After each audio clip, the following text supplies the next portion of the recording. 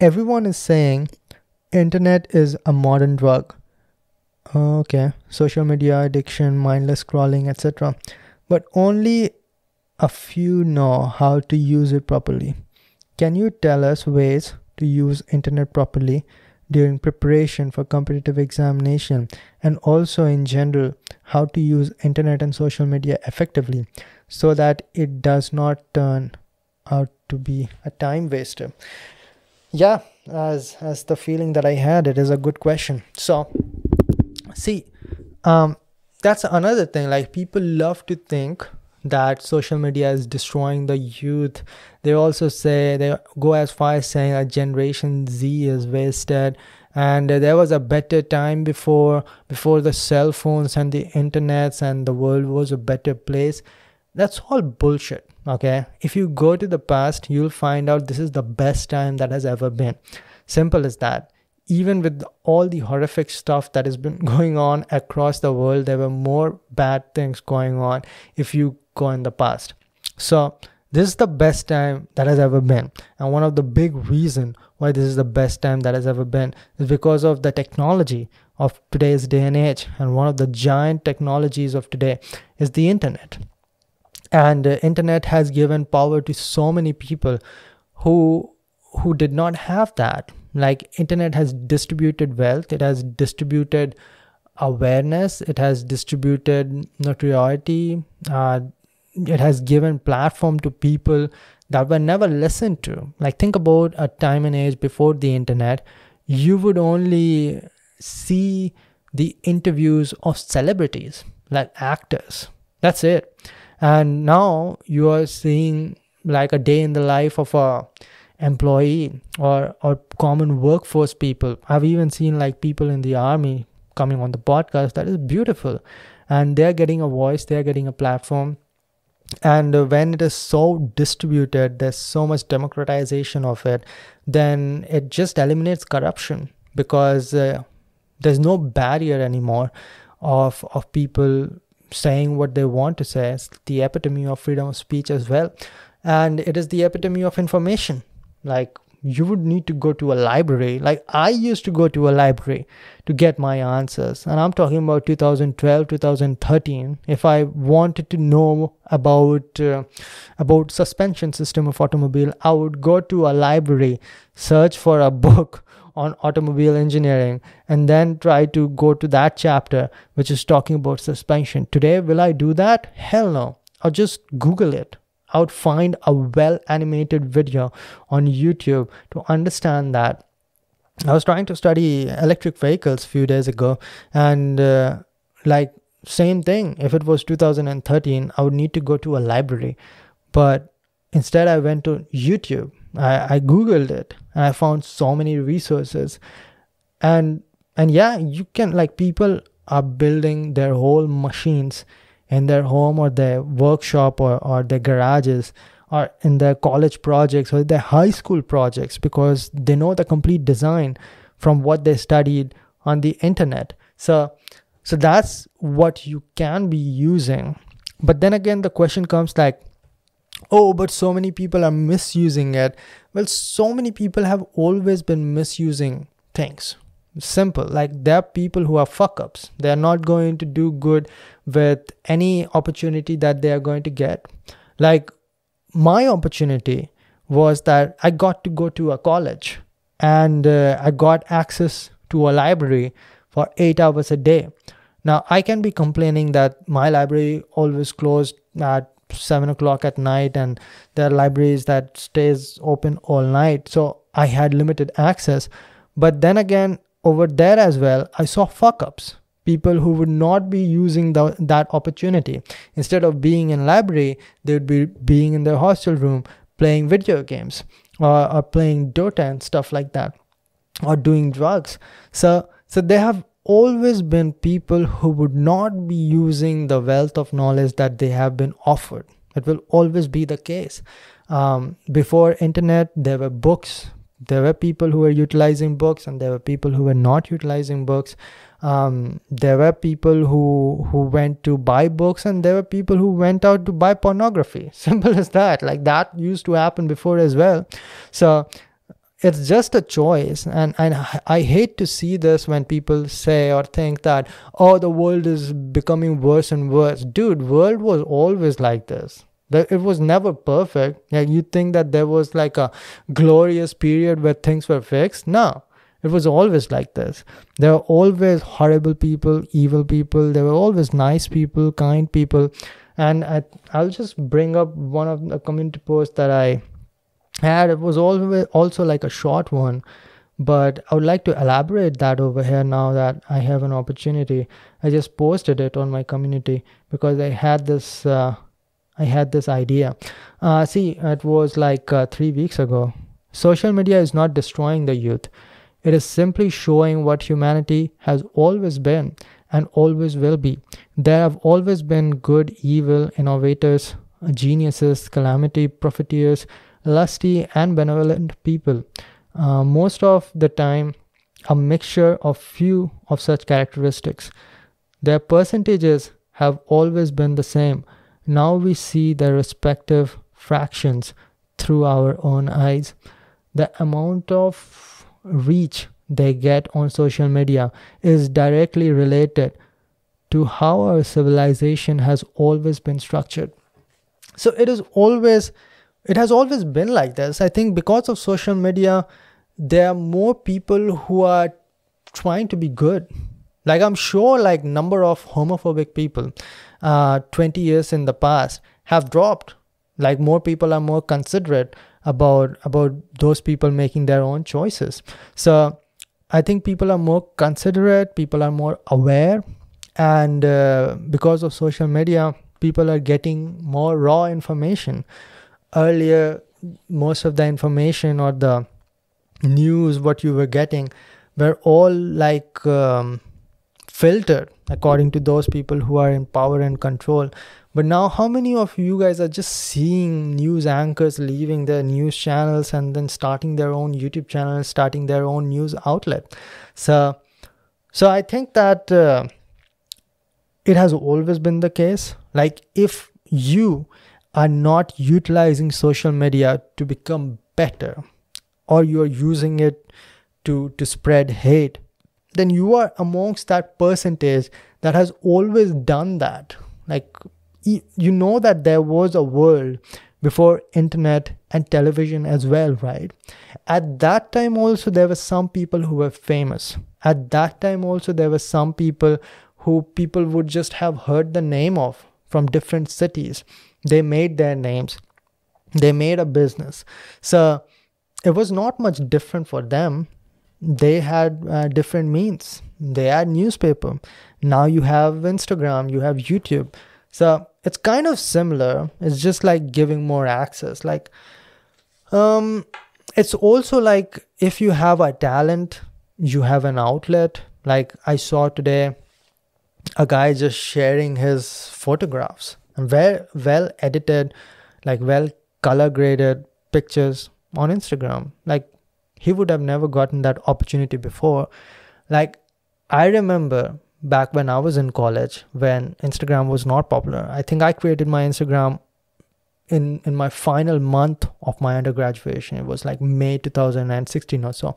So Instagram was definitely not that popular. People did not used to like post that much pictures on Facebook.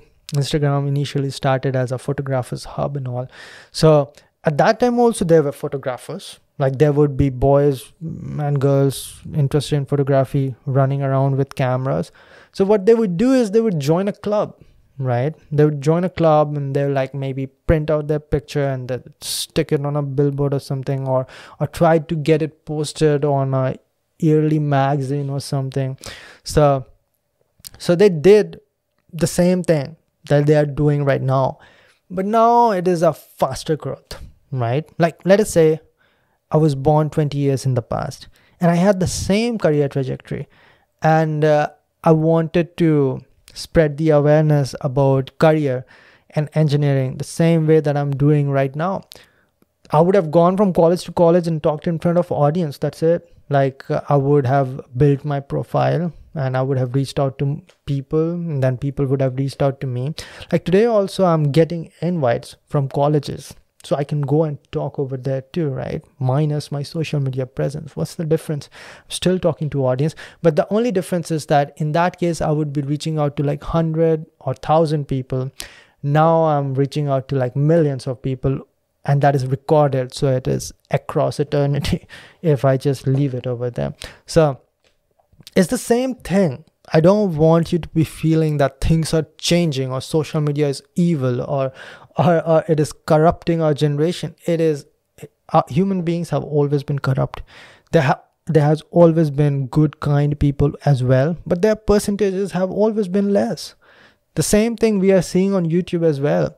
There are more YouTubers using it just for profiting themselves. And that has always been the case with human beings. That has always been the case. Companies have always been like, a lot of them focused towards profit, profit, profit. I don't care if like hundreds of people around my factory get cancer. That has always been the case. And why are you surprised when there are a lot of social media influencers who are just shoving their brand down your throat and all they care about is getting more money and they'll do anything to get more views? Why are you shocked? Humans have always been like this. I'm not shocked. I'm not pissed off as well. Like after cracking these examinations, after having so many job experiences, after reaching this height, my YouTube videos don't get like 1 million views. I'm not pissed off. Like, why would I be? Because that's how human beings are. And that's another thing. Like when it comes to like the last line, what I've written over here, the amount of reach that they get on social media is directly related to how our civilization has always been structured. Like valuable knowledge oriented stuff does not attract the majority, right?